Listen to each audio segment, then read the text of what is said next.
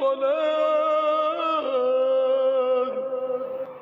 حي على الفلاح حي على الفلاح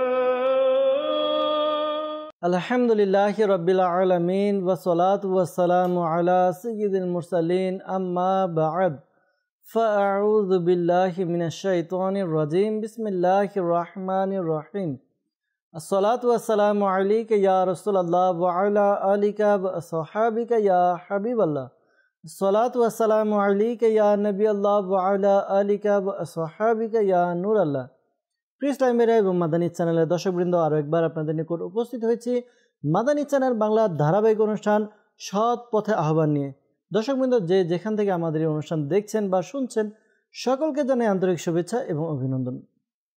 দর্শকবৃন্দ এই অনুষ্ঠানটি আমরা সাজিয়ে থাকি সাধারণত কয়েকটি সেগমেন্ট দ্বারা, যা আমরা নেকি দাওয়াত এর ফজিলত, নেকি দাওয়াতের ধরন এবং আম্বিয়া কিরামের চেষ্টা করি আম্বিয়া কিরামের নেকি দাওয়াত সম্পর্কিত কিছু ঘটনাবলী শ্রবণ করার জন্য। দর্শকবৃন্দ আজকেও ব্যতিক্রম হবে না।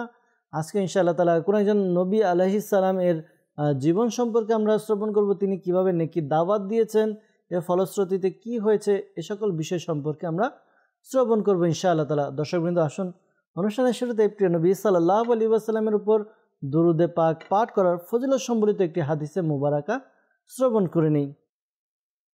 আমাদের প্রিয় নবী রাসূল আরবি সরকারে দু আলম সাল্লাল্লাহু তাআলা আলাইহি ওয়াসাল্লাম ইরশাদ ফরমান, যে ব্যক্তি আমার উপর একবার দুরূদ শরীফ পাঠ করে আল্লাহ তাআলা তার উপর 10টি রহমত নাজিল করেন। সুবহানাল্লাহ সুবহানাল্লাহ।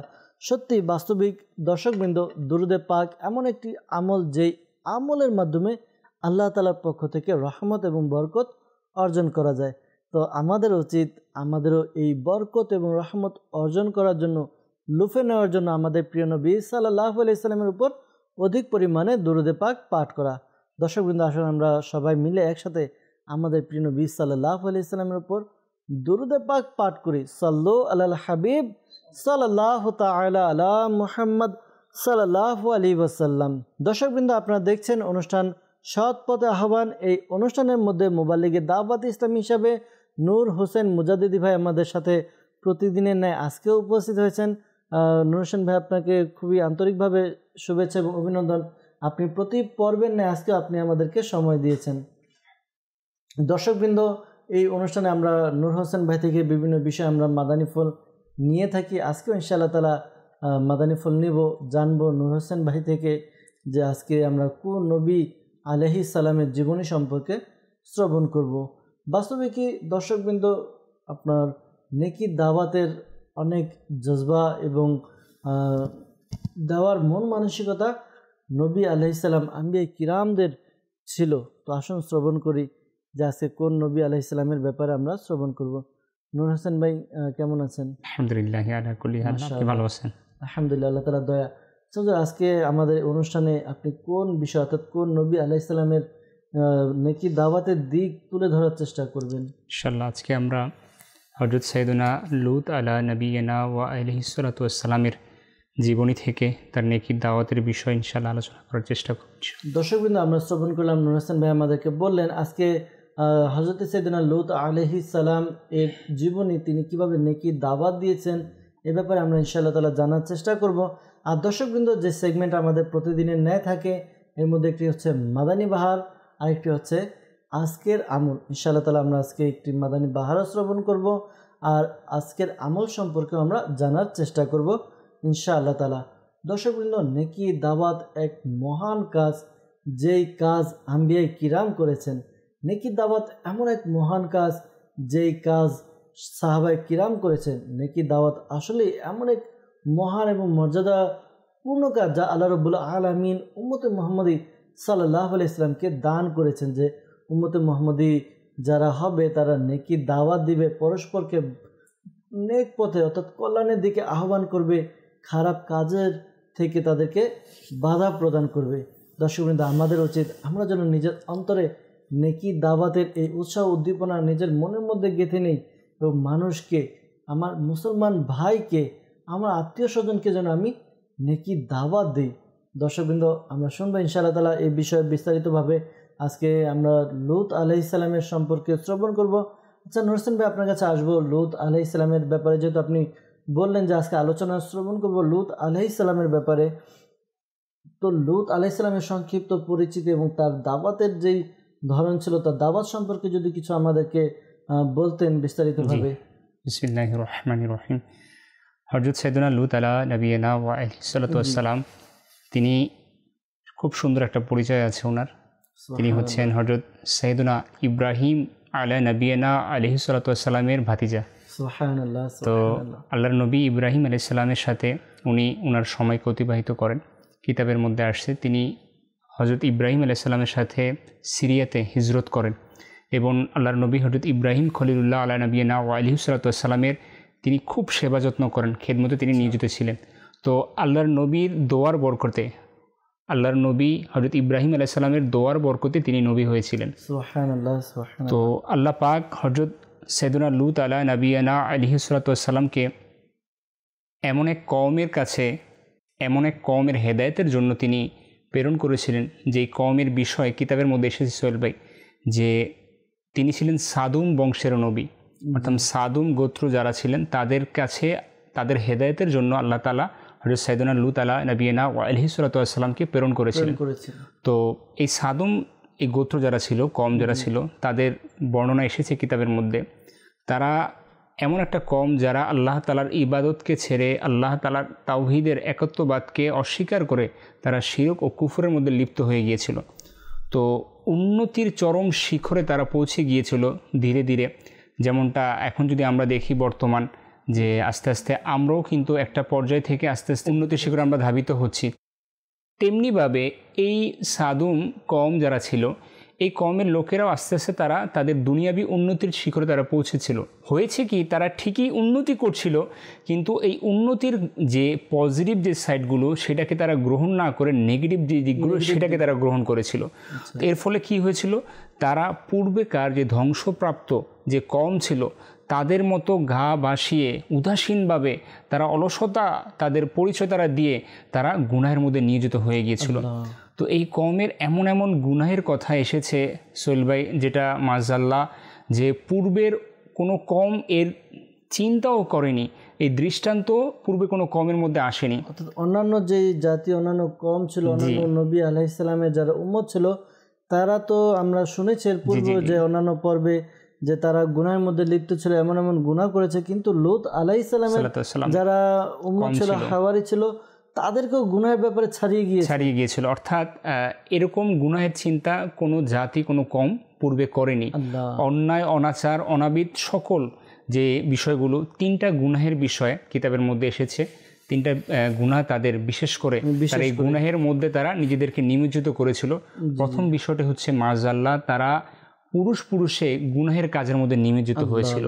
এরপর দুই হচ্ছে তারা প্রকাশ্যে লোকসম্মুখে তারা গুনাহের কাজ করত। 3 নম্বর বলা হয়েছে তারা রাহাজানির মধ্যে লিপ্ত ছিল। তো এই এত ভয়ানক যে গুনাহগুলো, যা আল্লাহ তাআলার নাফরমানক কাজগুলো তারা তাদের জীবন দ্বারা অতিবাহিত করেছিল। তো এই কওমের হেদায়েতের জন্য আল্লাহ তাআলা, আল্লাহ পাকের নবী হযরত সাইয়েদুনা লূত আলা নবিয়িনা ওয়া আলাইহিস সালাতু ওয়াস সালামকে প্রেরণ করেছেন।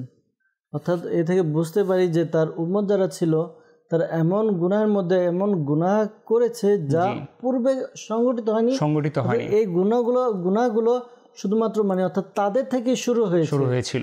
তো আল্লাহর নবী আল্লাহর নবী হযরত সাইয়েদুনা লূত আলাইহিস সালামকে প্রেরণের কিন্তু আল্লাহ তাআলার উদ্দেশ্য হচ্ছে যাতে করে ওই কওম এই গুনাহ থেকে তওবা করে ফিরে চলে আসে, আল্লাহ তাআলার দিকে ধাবিত হয়। তো আল্লাহ পাকের নবী তাদেরকে কি করলেন, দাওয়াত দিলেন, নেকির দাওয়াত দিলেন, তো তাওহীদের দাওয়াত দিলেন। এই বিষয় কোরআনুল কারিমে আলোচনা এসেছে আয়াতে মুবারাকা সূরা শুআরার মধ্যে 162 থেকে 165 নম্বর মধ্যে, যার সারাংশ আমি কিছুটা বলবো।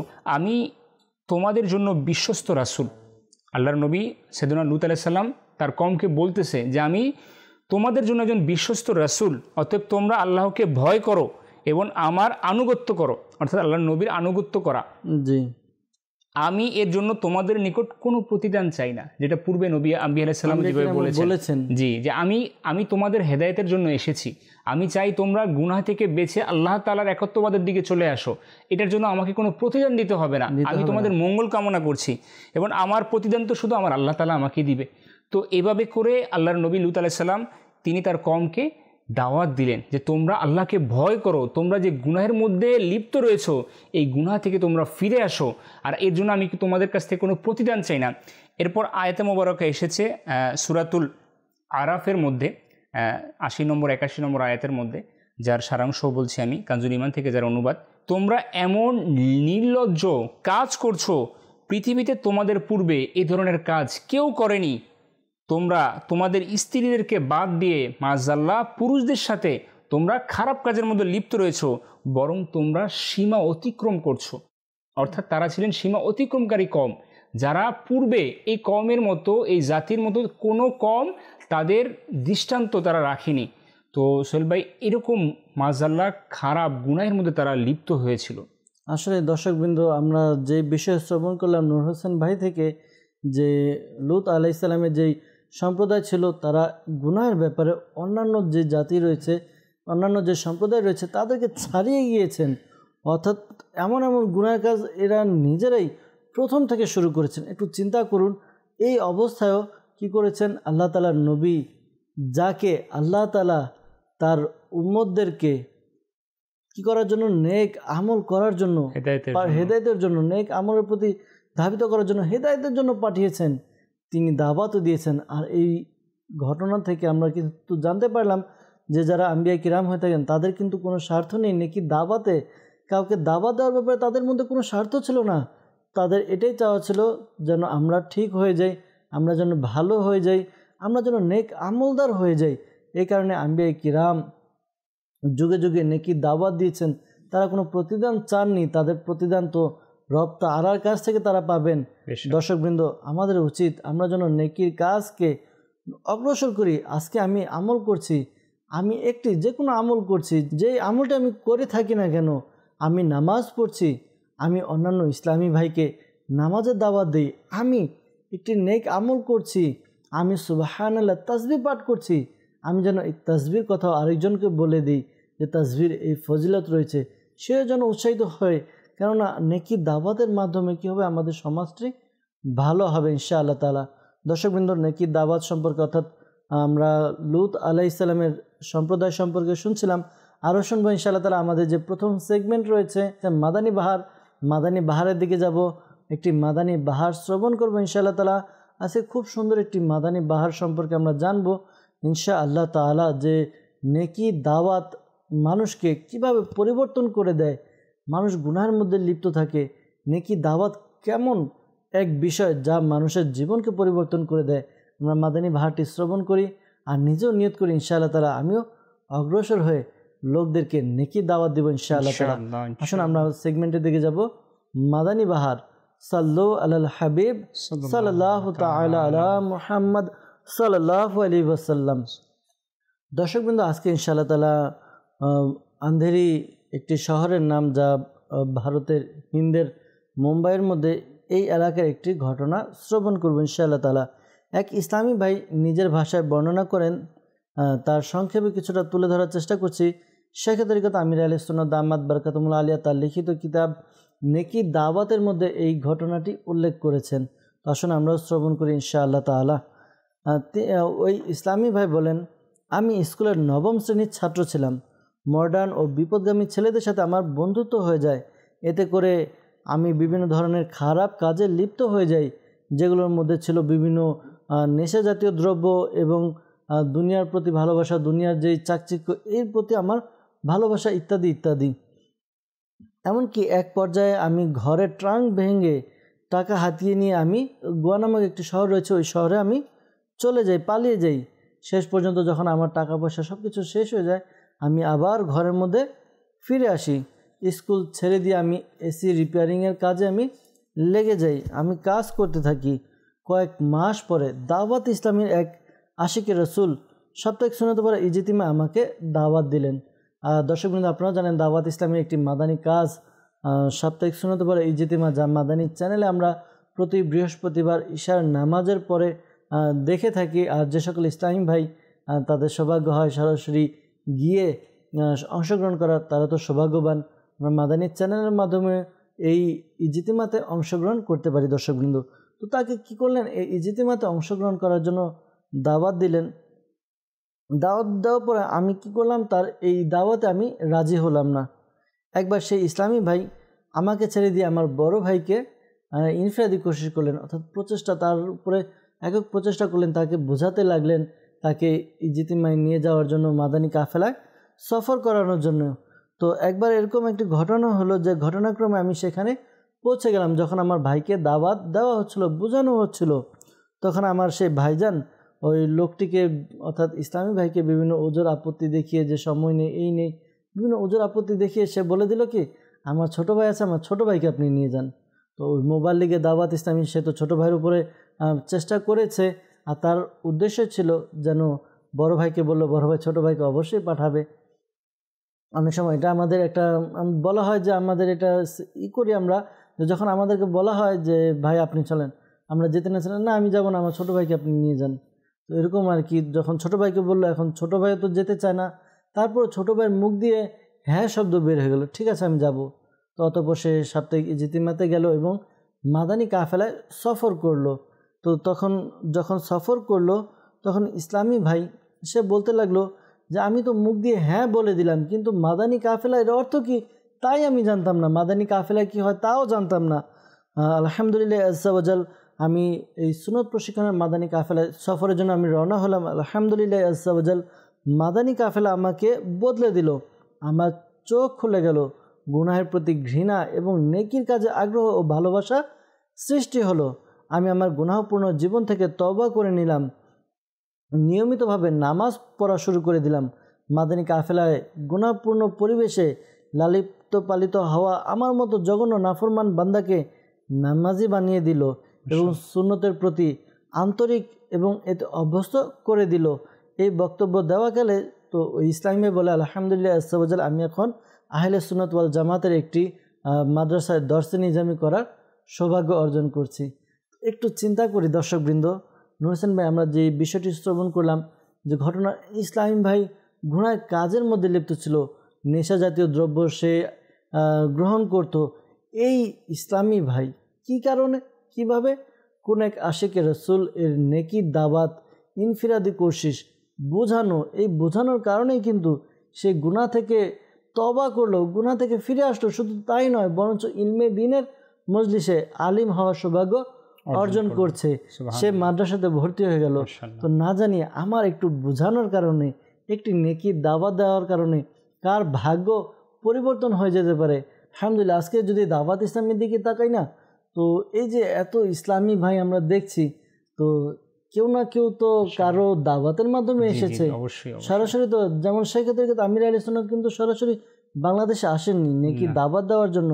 কিভাবে কোনো ইসলামী ভাই পাঠিয়েছেন, সে চেষ্টা করেছে, মানুষদেরকে দাওয়াত দিয়েছেন, বুঝেছেন। আস্তে আস্তে আলহামদুলিল্লাহ বাংলাদেশের মধ্যে আমরা দাওয়াত ইসলামী মাদানী বাহার দেখতে পাচ্ছি। শুধু বাংলাদেশে নয়, আলহামদুলিল্লাহ দাওয়াত ইসলামীর কাজ তো প্রায় 200টির অধিক দেশে কাজ চলছে। প্রতিটি দেশে দাওয়াত ইসলামীর বাহার লুটাচ্ছে। আলহামদুলিল্লাহ আজ্জা ওয়াজাল, আল্লাহ তাআলা আমাদেরকে নেকি দাওয়াত দেওয়ার তৌফিক দান করুন। আমিন আমিন। দর্শকবৃন্দ, যেই বিষয় নিয়ে আমরা আলোচনা করছিলাম, হযরত সাইয়েদনা লূত আলাইহিস সালামের নেকি দাওয়াত তার সম্প্রদায়কে যে দিয়েছেন। তো নূর হোসেন ভাই আবারও আপনার কাছে আসবো, যে এর ফলশ্রুতিতে কি হলো, যখন নেকি দাওয়াত দেওয়া হলো, লূত আলাইহিস সালাম নেকি দাওয়াত দিলেন, এর ফলশ্রুতিতে কি হলো? জি, আল্লাহ পাক এই সাদমবাসীকে আল্লাহ তাআলার স্বীয় নিয়ামত দ্বারা তাদেরকে অনেক দয়া করেছিলেন। কিন্তু আফসোসের বিষয় হচ্ছে এই কওম লূত সম্প্রদায় যারা ছিলেন, তারা আল্লাহ তাআলার দয়া পেয়ে যেখানে শুকরিয়া আদায় করার কথা ছিল, কিন্তু দুর্ভাগারা এমন কাজ করলো যে তারা আরও নিজেদেরকে শিরক কুফরের মধ্যে লিপ্ত করে দিল এবং ধৈন্যসহ্য অর্থাৎ ধন সম্পদ তাদের বৃদ্ধি পেতেই লাগলো। এর কারণে তারা যে কুপ্রবৃত্তি, এরপর গুনাহের কাজ, লোভ লালসার মধ্যে তারা নিজেদেরকে নিয়োজিত করে ফেললো। যেখানে আল্লাহর নবী তাদেরকে নিষেধ করছিল যে তোমরা এই গুনাহের কাছ থেকে নিজেদেরকে বিরত রাখো, কিন্তু আফসোসের বিষয় হচ্ছে আল্লাহ তাআলার নবী হযরত সাইয়েদনা লূত আলাইহিস সালামের কল্যাণকর এই বাণী দুনিয়া আখিরাতের জন্য তাদের কল্যাণ ছিল এই বাণী, আল্লাহ নবীর যে নেকির দাওয়াত ছিল, কিন্তু তারা এই বাণীকে তারা কর্ণপাত না করে সোহেল ভাই তারা আল্লাহর নবীকে নিয়ে ঠাট্টা মস্করা করতে লাগলো।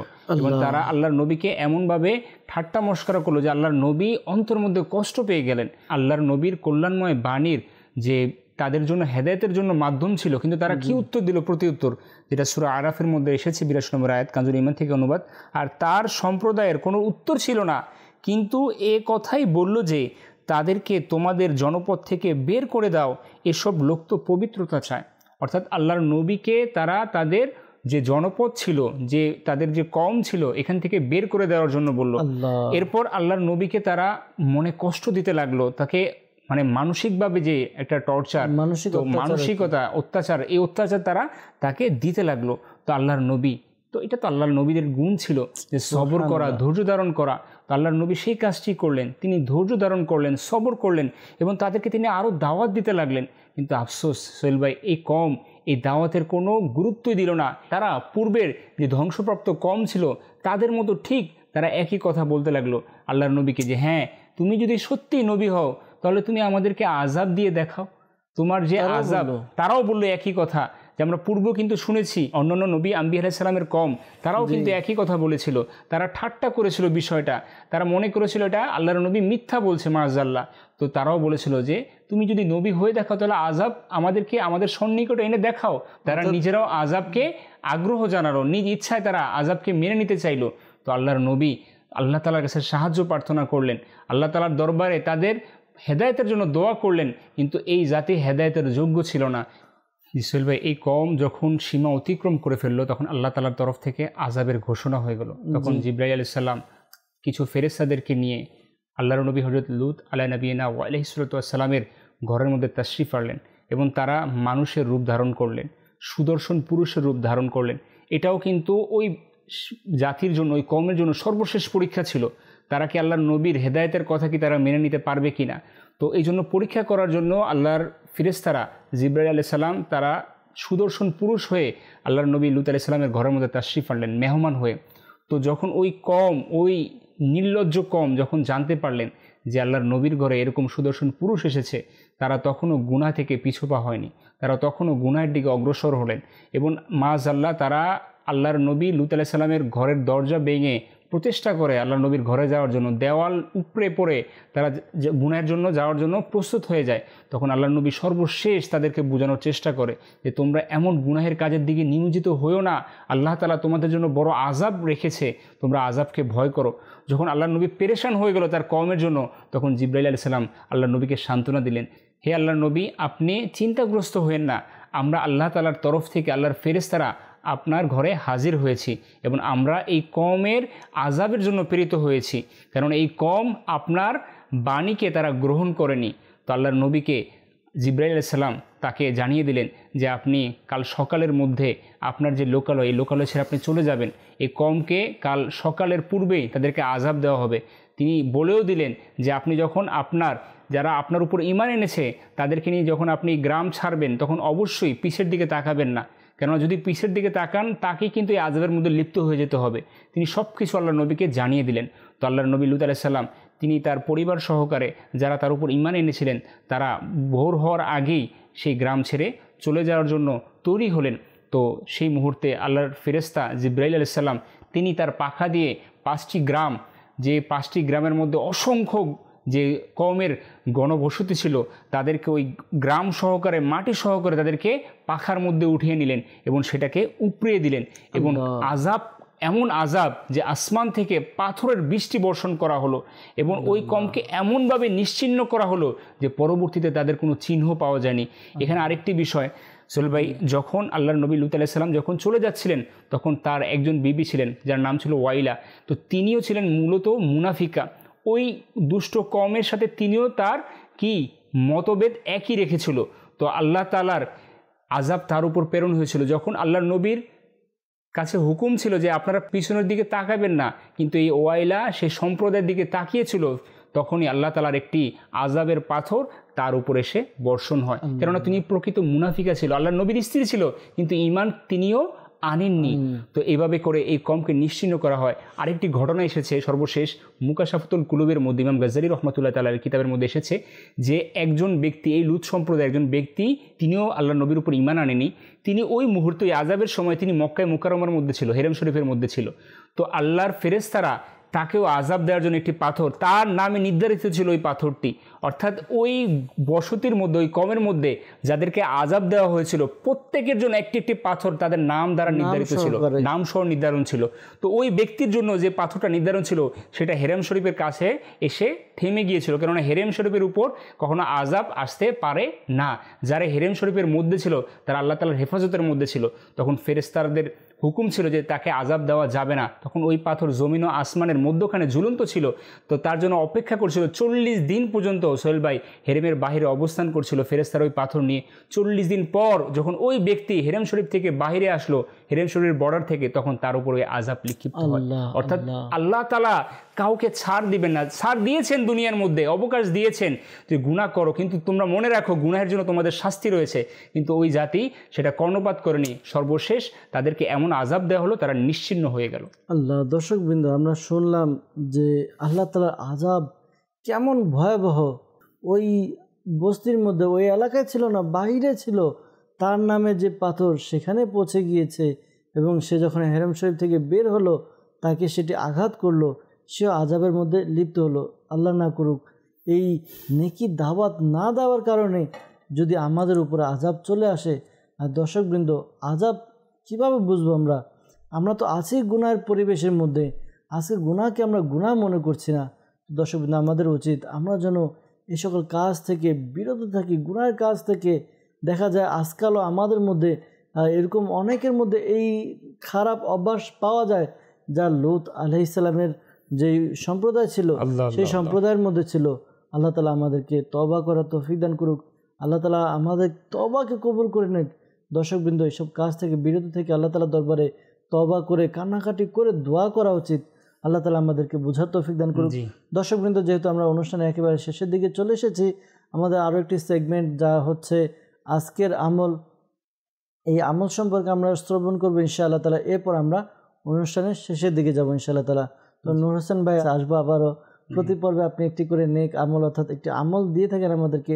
আজকের আমলের জন্য দর্শকবৃন্দের জন্য কি নিয়ে এসেছেন আমরা আসুন শ্রবণ করি। সাল্লু আলাল হাবিব সাল্লাল্লাহু তাআলা আলা মুহাম্মদ সাল্লাল্লাহু আলাইহি ওয়াসাল্লাম। জি, মাদানী চ্যানেল দর্শক শ্রোতা, আমরা নিয়ত করে নিই যে আমল প্রতি এপিসোডে আমরা বলার চেষ্টা করি। আজকে একটি হাদিসে মুবারকার মাধ্যমে একটি আমল বলার চেষ্টা করব, সৌভাগ্য অর্জন করব। সেটা হচ্ছে সুনান ইবনে মাজাহ শরীফের হাদিসে মুবারকা। হযরত সাইয়েদনা আবু হুরায়রা রাদিয়াল্লাহু তাআলা আনহু থেকে বর্ণিত, হুজুর আকরাম সাল্লাল্লাহু তাআলা আলাইহি ওয়াসাল্লাম ইরশাদ করেছেন, যে ব্যক্তি মাগরিবের নামাজের পর 6 রাকাত নামাজ এমনভাবে আদায় করবে যার মধ্যে কোনো মন্দ কথা থাকবে না, আল্লাহ তাআলা ওই বান্দার 6 রাকাত নামাজের বরকতে তার আমল নামায় 12 বছর ইবাদতের সওয়াব লিখে দেবে। তো মাত্র 6 রাকাত, 2 রাকাত করে 6 রাকাত নামাজ যদি আমরা মাগরিবের নামাজের পর এশার ওয়াক্তে শুরু হওয়ার পূর্বে আদায় করে নিই প্রতিনিয়ত, আলহামদুলিল্লাহ, তাহলে আমাদের আমল নামায় নেকি আর নেকি 12 বছর ইবাদতের সমান সওয়াব আমাদের আমল নামায় চলে আসবে। তো নিয়ত করে নিই, কষ্ট হবে প্রথম যদি আমরা অভ্যাসে পরিণত করে নিতে পারি আমাদের জন্য সহজ হয়ে যাবে। এটা কি সালাতুল আওয়াবিন? সালাতুল আওয়াবিন, জি, আমি নামটা বলিনি, সালাতুল আওয়াবিন নামাজ। শুকরিয়া, মাশাআল্লাহ। দর্শকবৃন্দ, আমরাও সালাতুল আওয়াবিন সম্পর্কে জানি, তো এর ফজিলত আমরা আজকে শ্রবণ করলাম।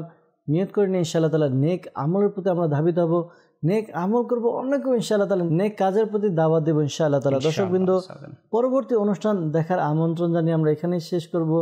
ভালো থাকবেন, সুস্থ থাকবেন, দেখতে থাকুন মাদানী চ্যানেল বাংলা। সাল্লু আলাল হাবিব সাল্লাল্লাহু তাআলা আলা মুহাম্মদ সাল্লাল্লাহু আলাইহি ওয়াসাল্লাম।